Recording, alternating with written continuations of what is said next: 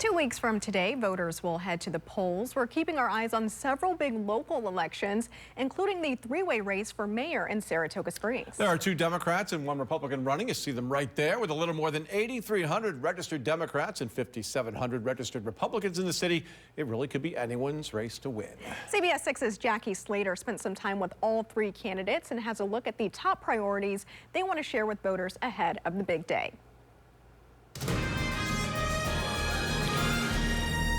Three-way race for the mayor's office in Saratoga Springs. Democrat and current mayor Ron Kim, Democrat Chris Mattison, and Republican John Safford. In what many say is a tumultuous time for city politics, both Mattison and Safford say what prompted them to run was political infighting at City Hall and high-profile city council meetings that have gotten out of hand. I talked to so many people, and so many people are most concerned about behavior on the city council.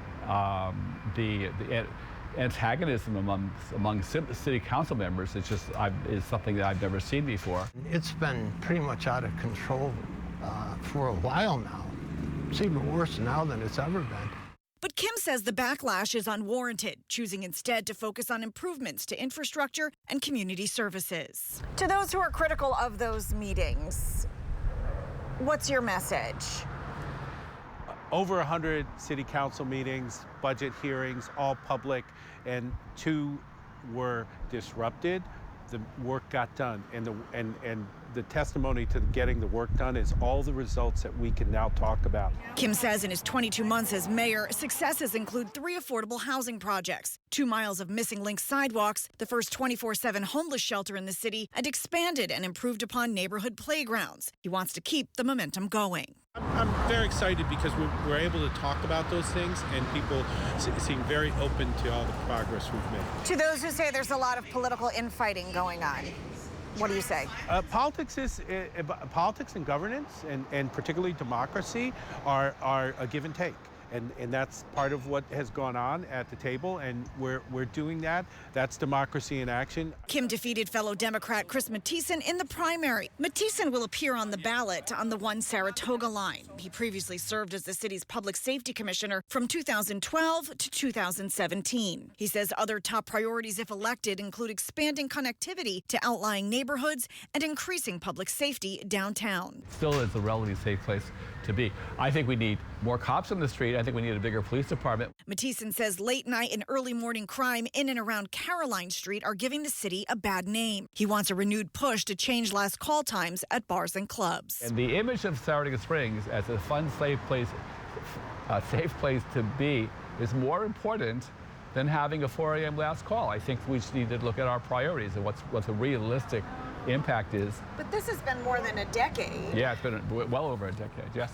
So how do you get in and change it? I think that we talked to the state about making some changes in terms of how a city might be able to change the determination of what their last call is as opposed to the entire county. This is Republican candidate John Safford's second run for mayor in the Spa City.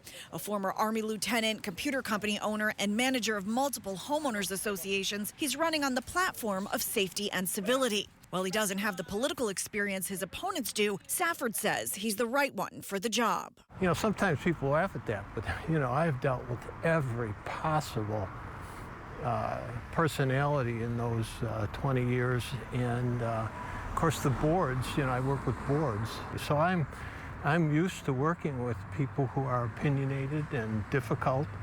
And I've done that very well. Safford says if elected, his first order of business would be to reestablish the pre-agenda meeting, hoping to keep conflict among council members and other political leaders out of the actual council meetings. Another focus, strengthening resources and supports to help the city's homeless. Safford says there needs to be a unified effort between the city's homeless task force and the city and county shelters.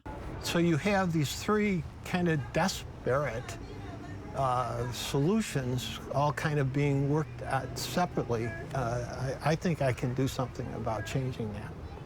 Getting it to be a little more cohesive? Yes. In Saratoga Springs, Jackie Slater, CBS 6 News. And you can find more of Jackie's conversations with those candidates on CBS6Albany.com.